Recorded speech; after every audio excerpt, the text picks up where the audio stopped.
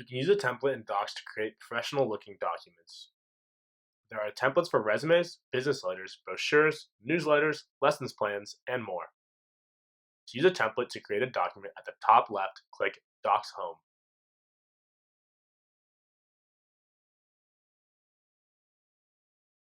Use a template to create a document. The banner at the top has featured templates. To see a full list of templates, click Template Gallery.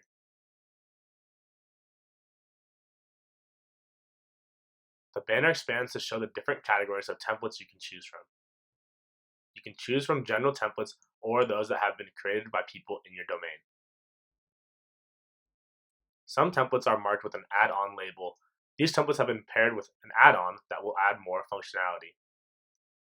If you choose one of these templates, you get a link to install the template add-on.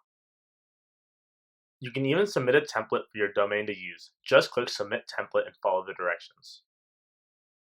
When you find the template you want to use for your document, click it and it will open in a new tab. Congratulations, you now know how to create a document using a template.